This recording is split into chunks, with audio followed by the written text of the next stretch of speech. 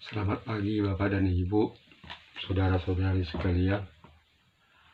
Pada pagi hari ini, Rabu tanggal 26 Oktober 2022, kita akan membaca firman Tuhan yang tertulis pada 1 Korintus 15 ayat 12. Demikian tertulis, karena sama seperti semua orang mati dalam persekutuan dengan Adam, demikian pula semua orang akan dihidupkan kembali dalam persekutuan dengan Kristus. Ini adalah menjadi renungan kita pada pagi hari ini, yang mana menurut kabar baik ini, bahwa semua yang telah bersekutu dengan Adam itu semua akan binasa, akan mati. Kenapa? Karena memang mereka semua orang telah mewarisi dosa. Upah dosa itu adalah maut. Upah dosa itu adalah kematian. Akan tetapi kabar baiknya ialah bahwa semua orang yang bersekutu dengan Yesus Kristus akan hidup kembali dalam persekutuan dengan Kristus. Semua orang akan dihidupkan. Jadi yang mati itu akan dihidupkan. Ini adalah cuplikan dari surat Rasul Paulus kepada jemaat di Korintus, di mana ketika itu berita sukacita ini disampaikan oleh Rasul Paulus kepada jemaat yang ada di Korintus. Akan tetapi ada di antara jemaat di Korintus itu, walaupun dia sudah menjadi Kristen, tapi dia meragukan bahwa bagaimana mungkin orang mati bisa bangkit. Orang sudah mati, lalu badannya yang sudah busuk itu bagaimana? Apa mungkin itu bisa dibangkitkan? Inilah yang menjadi pertanyaan yang selalu dipertanyakan oleh beberapa orang jemaat di Korintus. Pada zaman sekarang pun itu selalu dipertanyakan, selalu diragukan. Nah, sebagai mana dikatakan tadi dalam teks ini, sama seperti semua orang mati dalam persekutuan dengan Adam. Persekutuan dengan Adam maksudnya itu adalah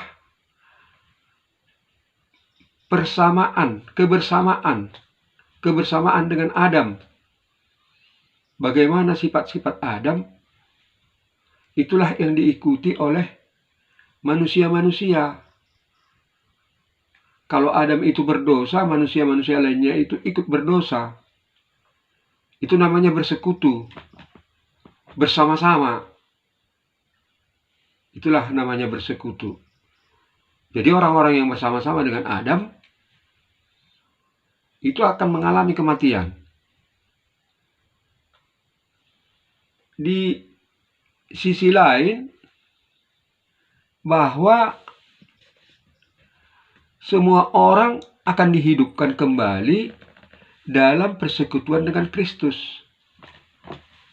Persekutuan dengan Kristus maksudnya adalah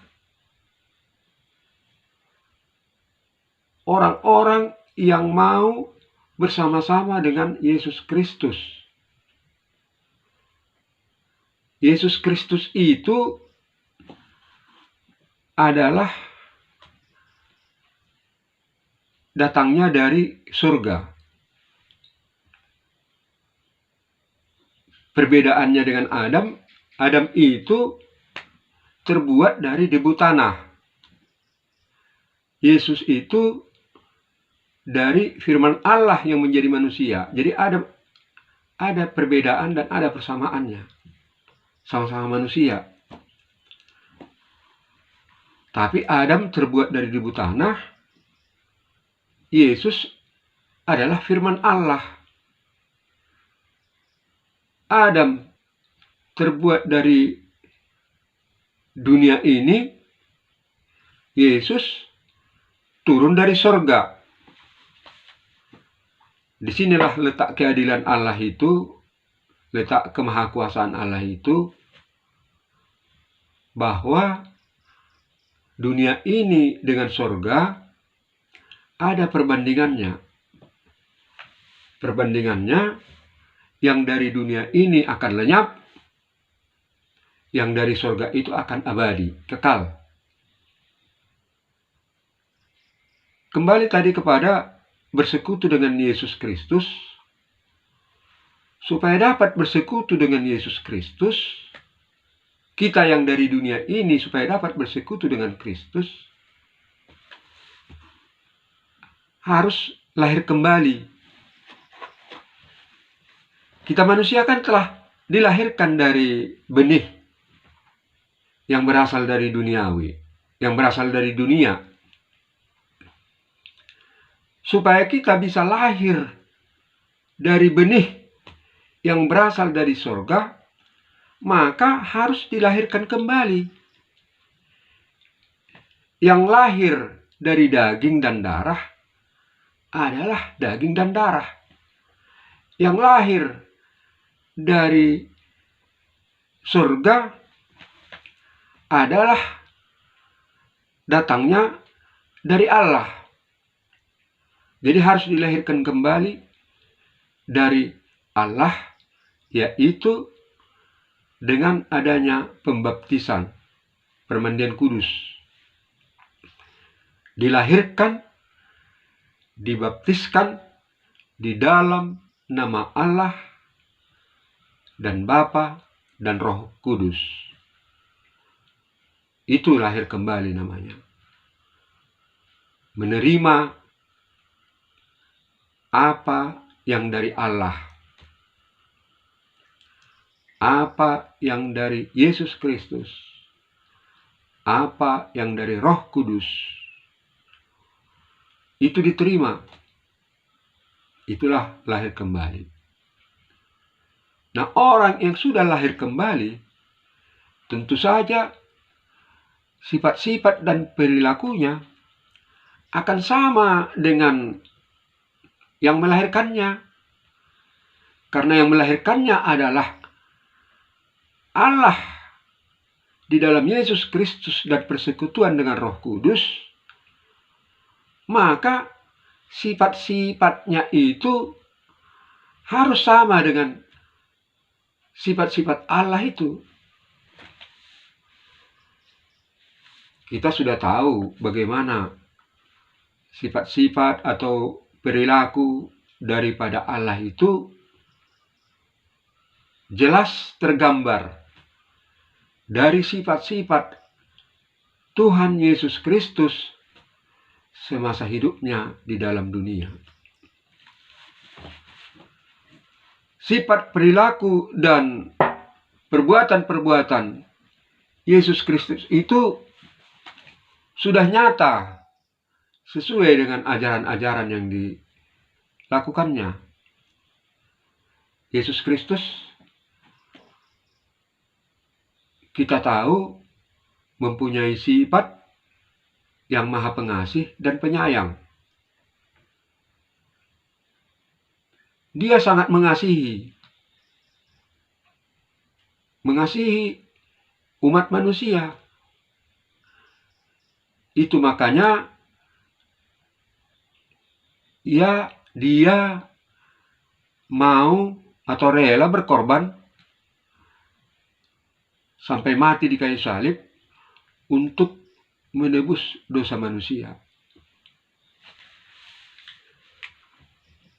Karena begitu besar kasih Allah akan dunia ini, sehingga ia mengaruniakan anaknya yang tunggal, supaya barang siapa yang percaya kepadanya tidak akan binasa, melainkan beroleh hidup yang kekal. Itulah sifat Allah. Itu jugalah yang ditunjukkan oleh Yesus Kristus, yaitu mengasihi umat manusia supaya manusia itu diselamatkan, supaya manusia itu bisa selamat dari akibat-akibat buruk, akibat-akibat dosa.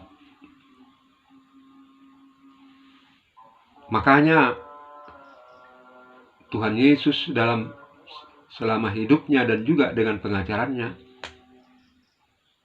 Dia telah memanggil kita semua, memanggil saudara-saudari, bapak dan ibu, memanggil saya, memanggil kita semuanya. Marilah kepadaku, hai yang letih, lesu, dan yang berbeban berat, supaya kuberikan kelegaan kepadamu. Itu panggilan Yesus dengan lembut.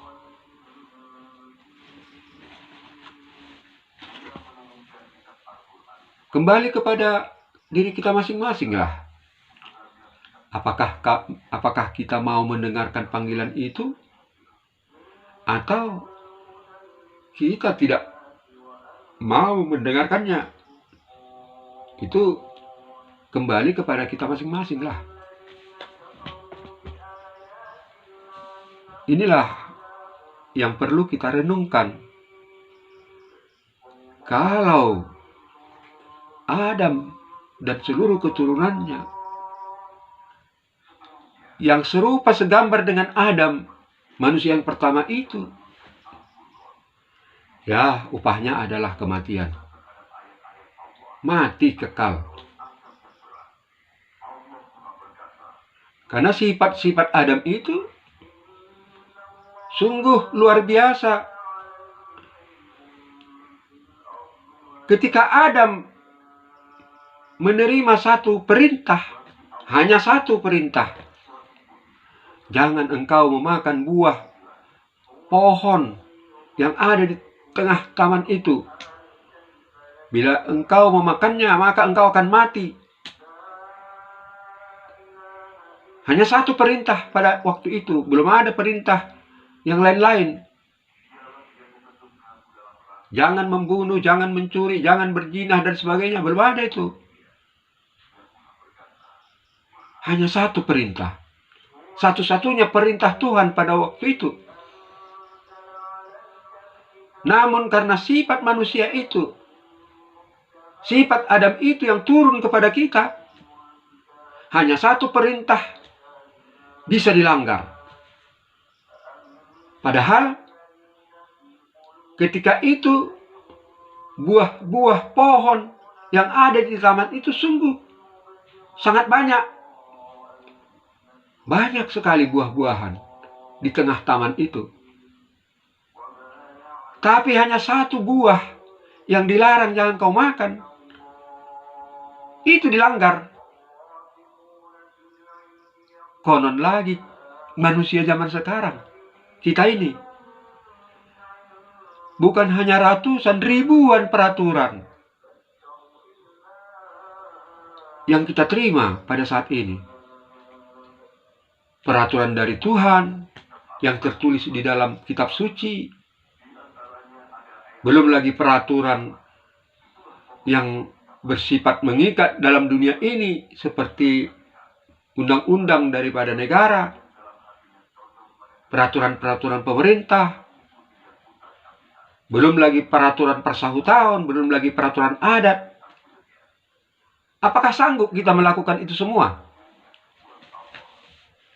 Apakah sanggup kita melakukan semua peraturan itu dengan 100%?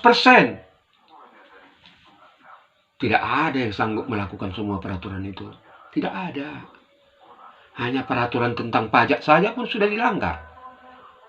Yang melanggarnya terutama orang-orang yang punya duit banyak. Mereka membohongi, berbohong. Pajak yang seharusnya dibayar kepada negara tapi tidak dibayar. Itu baru peraturan pajak. Peraturan lalu lintas sudah dibuat perbodan, dilanggar. Peraturan apa lagi? Itu baru peraturan dari pemerintah. Karena memang kita akui bahwa pemerintah itu kan memang diberikan Tuhan kuasa untuk mengatur rakyatnya. Pemerintah itu menerima kuasa dari Allah untuk mengatur bagaimana rakyat itu supaya tentram, tertib, teratur. Maka atas kuasa dari Tuhan, pemerintah itu membuat satu peraturan. Peraturan-peraturan itu harus dituruti oleh rakyatnya, yaitu kita.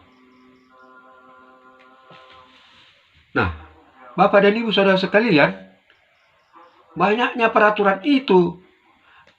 Apabila kita langgar peraturan itu, jelas kita bersalah. Jelas kita berdosa. Upah dosa adalah maut. Jadi Bapak dan Ibu, semua peraturan-peraturan itu mengikat manusia itu, mengarahkannya kepada kematian. Tetapi Tuhan Yesus Kristus yang datangnya dari Allah memberikan pengajaran-pengajaran kepada umat manusia yang mau percaya. Yesus Kristus itu adalah firman Allah. Apabila firman Allah itu kita lakukan dengan setia, firman Allah itu akan menyelamatkan umat manusia. Contohnya, terjadinya saling tipu-menipu di antara sesama manusia. Itu karena sifat-sifat keserakahan manusia. Terjadi tipu-menipu. Akan tetapi menurut ajaran Tuhan Yesus Kristus, Yesus Kristus mengajarkan kasihilah sesamamu manusia sebagaimana engkau mengasihi dirimu sendiri. Kalau kita mengasihi sesama manusia sebagaimana diri kita sendiri, pastilah kita tidak akan mau menipunya. Maka kita akan terhindar dari perbuatan dosa. Demikian juga soal curi-mencuri, bunuh-membunuh. Apabila kasih itu ada di dalam diri kita, pastilah kita tidak akan mau melakukan hal itu. Pastilah kita tidak akan mau melakukan pelanggaran terhadap peraturan-peraturan, undang-undang, dan sebagainya.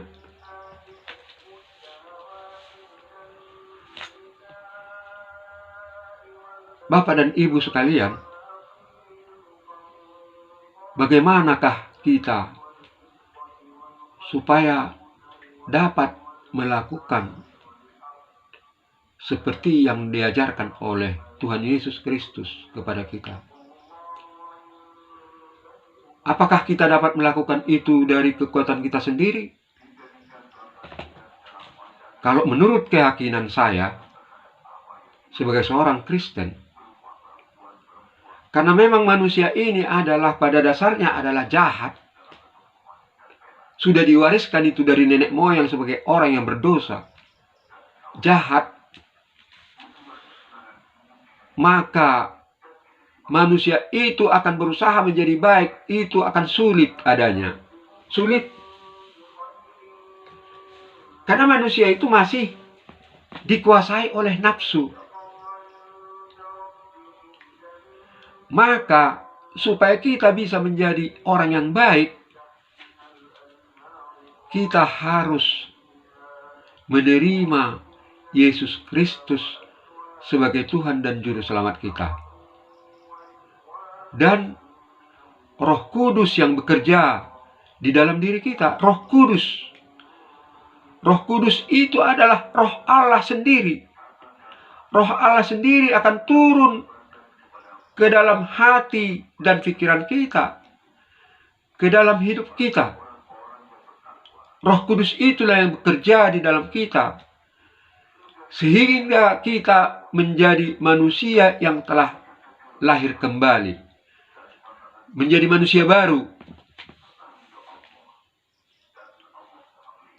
Sebagai proklamasi daripada kehidupan kita menjadi manusia baru, itu harus diproklamirkan melalui ibadah pembaptisan kudus. Kita harus dibaptiskan. Yesus berkata, pergilah sampai ke ujung bumi ini. Jadikanlah semua bangsa muridku.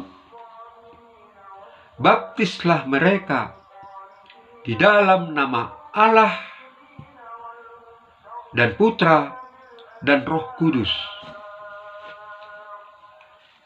Itulah perintah agung daripada Tuhan Yesus Kristus. Dan ajarlah mereka sesuai dengan yang kuperintahkan kepadamu. Demikian Yesus Kristus berkata dalam Matius pasal 28.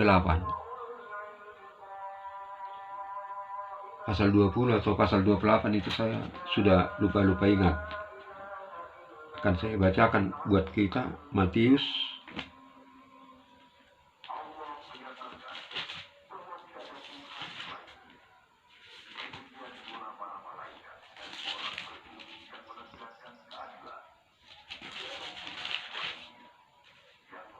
ya benar, Matius pasal 28. Lahomahamu podei hamu masanhut bangso didi hamu manasida tubagasan goarni ama anak doh todi perbadia las ajari hamu manasida mengaruduti nasahata naung hupatik kotu hamu ai idama sainado anakku do hamu ganupare rasi rasa roh ajal ni hasianganon. Itu bahasa Bataknya, bahasa Batak Toba. Kalau dalam bahasa Indonesia akan saya bacakan kepada Bapak dan Ibu.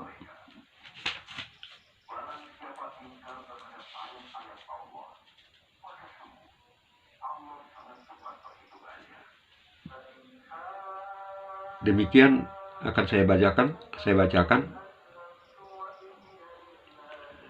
Saya bacakan mulai dari ayat sebelumnya, yaitu ini Bapak dan Ibu saudara-saudara sekalian, kacamata ini sudah sangat tebal. Jadi susah bagi saya untuk membaca huruf-huruf yang kecil-kecil ini.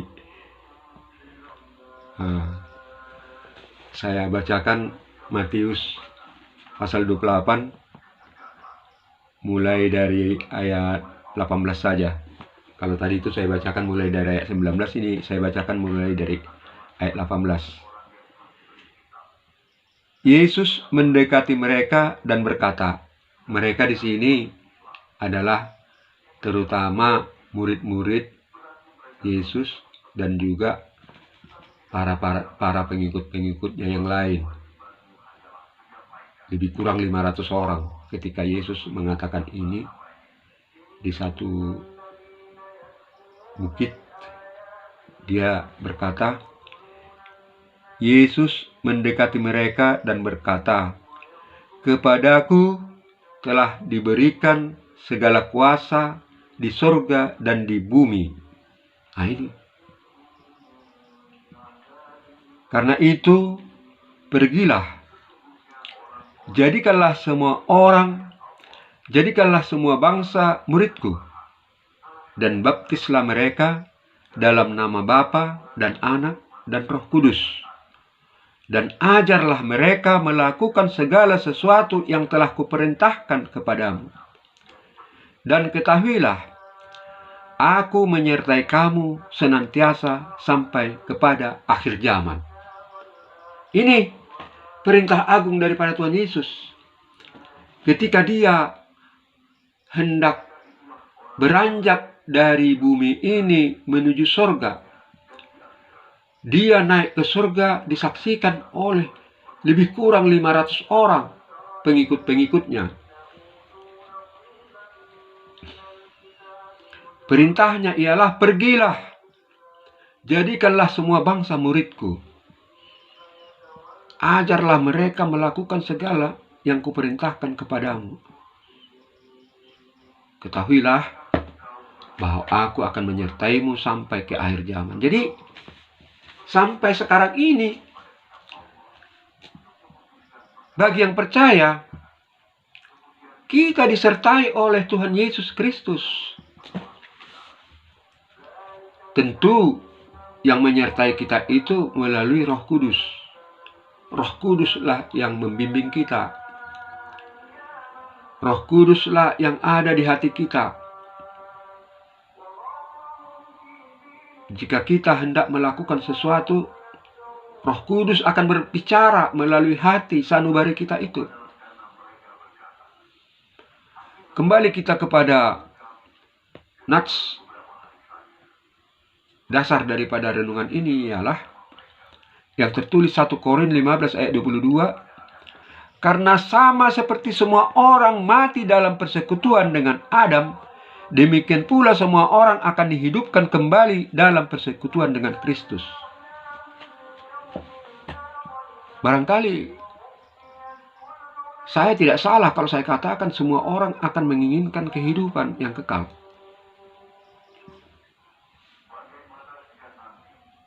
Ada berita kita dengar dari mass media, adanya orang melakukan bom bunuh diri. Bom bunuh diri dengan harapan dengan kematiannya dia akan sampai ke surga. Itulah keyakinan mereka. Akan tetapi bagi kita yang percaya kepada Yesus, hal-hal seperti itu adalah suatu kejahatan. Kenapa? Karena nyawa manusia ini ada di dalam kekuasaan Tuhan. Artinya, untuk hidup atau mati itu harus diatur oleh Tuhan. Jadi, bagi kita orang Kristen, menganut paham, kasihilah musuhmu sebagaimana engkau mengasihi dirimu sendiri. Kalau kita melakukan bom bunuh diri, itu berarti kita tidak mengasihi diri sendiri. Kalau kita tidak mengasihi diri sendiri, berarti kita tidak mengasihi orang lain. Memang benar dalam kenyataan, pelaku tindak pidana bom bunuh diri itu dapat kita lihat bahwa dia tidak mengasihi orang lain. Sama, dia sendiri tidak mengasihi dirinya. Samalah, dia tidak mengasihi dirinya, ya konon juga orang lain juga tidak dikasihinya. Makanya dia mau melakukan itu. Padahal Tuhan Yesus mengatakan, kasihilah musuhmu seperti mengasihi dirimu sendiri. Sekalipun kita membenci musuh kita itu, kita harus menunjukkan kasih kepadanya. Mungkin ini agak berat untuk menerima ini. Tapi setidak-tidaknya kita tidak berhadapan dengan musuh itu. Menjauhkan diri kalau masih bisa.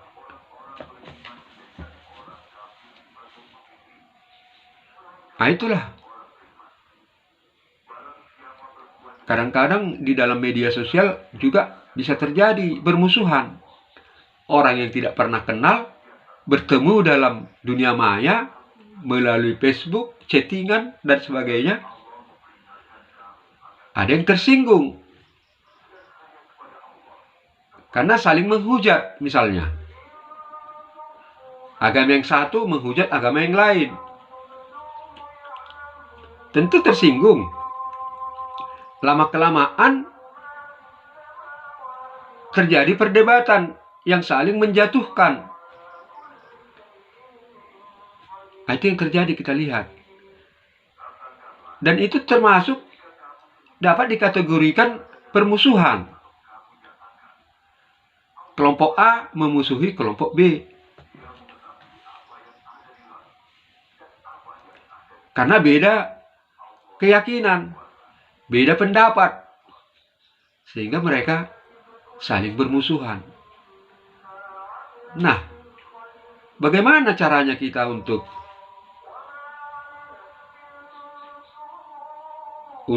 menghilangkan permusuhan itu, supaya jangan terjadi permusuhan itu? Kita berserahlah kepada Tuhan Yesus. Selagi itu merupakan kebenaran yang kita sampaikan, sampaikan saja memang. Sampaikan saja kebenaran dari Tuhan itu. Standar kebenaran itu adalah Tuhan Yesus sendiri. Kalau kita memang tidak mampu memberikan standar kebenaran, sudah blokir saja. Blokir. Nah, itulah minimalnya untuk mengasihi musuh kita itu.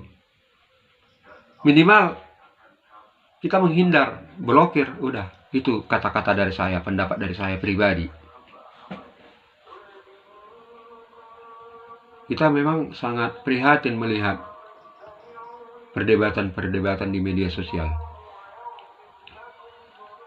Antara satu dengan lain selalu saling menghina, menghujat, memfitnah, dan lain sebagainya. Padahal mereka itu memperdebatkan ajaran agama masing-masing. Agama itu kan bagaimana supaya tidak kacau. A plus gama. A tidak. Nah, agama tidak kacau. Jadi maksudnya tidak kacau itu tidak ribut satu sama lain. Lebih baik daripada berdebat, lebih baik berbicara satu arah seperti ini. Satu arah saja menyampaikan firman Tuhan. Itulah kira-kira yang saya sampaikan buat kita semua, supaya menjadi bahan perenungan kita. Bagi yang ingin mengomentari, silakan. Kalau ada yang mau dikritik. Tapi saya harap janganlah fisik saya yang dikritik, ya. Jangan fisik saya yang dikomentari. Kalau fisik saya yang dikomentari itu kurang pas, saya kira. Misalnya gigi saya ompong, jenggot saya panjang, kumis saya sudah putih, mata saya terlalu tebal, dan sebagainya. Nggak perlu itu dikomentari. Yang dikomentari adalah inti daripada apa yang saya sampaikan tadi, pemberitaan itu, berita sukacita itu. Berita sukacitanya bahwa manusia itu akan bangkit dari antara orang mati bila bersekutu dengan Yesus Kristus. Bersekutu dengan Yesus Kristus maksudnya ialah percaya kepada Yesus dan dibaptis. Dibaptis dalam nama Allah Bapa dan Putra dan Roh Kudus.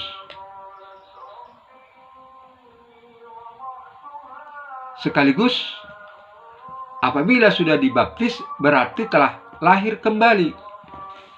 Lahir dari hal-hal yang surgawi.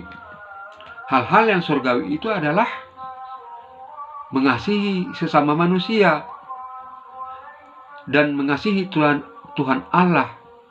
Saya ulangi, mengasihi sesama manusia seperti diri sendiri, dan mengasihi Tuhan Allah dengan sepenuh hati, dengan perbuatan. Itulah artinya bersekutu dengan Yesus Kristus. Maka kalau itu kita lakukan, kita akan beroleh kehidupan yang kekal setelah bangkit dari antara orang mati. Semoga renungan ini bisa membuka cakrawala kita, cakrawala pemikiran kita, untuk lebih memahami lagi apa yang dimaksud oleh Tuhan kita, Yesus Kristus. Semoga Bapak dan Ibu semuanya di pagi hari ini dalam keadaan sehat walafiat, dalam melaksanakan aktivitasnya, selalu diberkati Tuhan, selalu bisa hidup bahagia. Sekian dan terima kasih. Salam. Amin.